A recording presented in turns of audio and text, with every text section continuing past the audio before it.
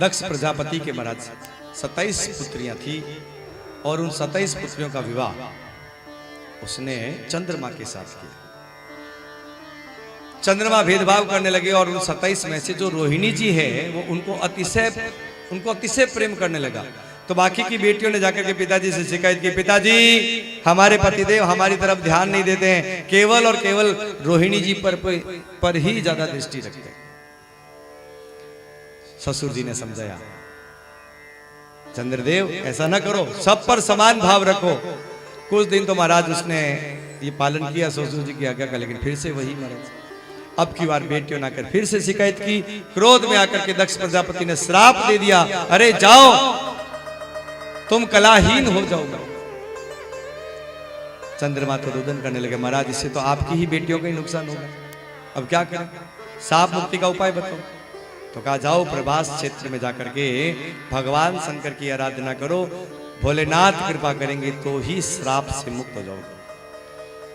प्रभास क्षेत्र में आकर के आज चंद्रमा ने एक सुंदर सा शिवलिंग बनाया और उस लिंग का निर्माण करके महाराज भगवान की आराधना करने लगे और 10 करोड़ महामृत्युंजय मंत्र का जाप किया।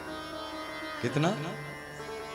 हम लोग तो 1.25 लाख में भी सांस फूल जाती है महाराज, इतना कब होगा बुरा है?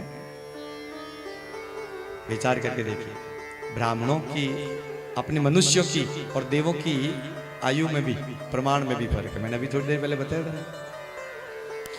तो हो सकता है उनके द्वारा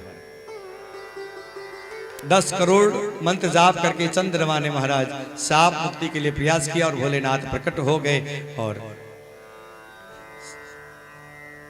तब भोलेनाथ ने कहा, देखो ऐसे तो नहीं होगा, आपने अपराध किया, इसलिए 15 दिन तक आपकी कलाएं बढ़ेगी और 15 दिन तक घटेगी। अमावस्या के दिन आप विलुप्त हो जाएंगे और पूर्णिमा के दिन पूरे दिखेंगे। भगवान शंकर ने श्राप मुक्त किया, आशीर्वाद दिया और जाने लगे। तो चंद्रदेव ने कहा, महाराज ऐसा कुछ करिए कि महाराज मेरे बाद में भी और बहुत सारे जो शापित लोग हैं वो भी आपका दर्शन पूजन करके मुक्त हो जाए। अरे मैंने तो 10 करोड़ जप कर लिया, बाकी के लोग थोड़ी बाकी के लोग थोड़ी कर सकते हैं।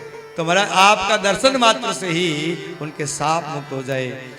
चंद्रमा के आग्रह पर भगवान वहीं स्थापित हो गए और वहीं ज्योतिर् रूप में प्रकट होकर के निवास करने लगे। चंद्रमा का नाम है सोम, उनके नाथ बने तो नाम पड़ गया सोमनाथ। बोलिए सोमनाथ महादेव की।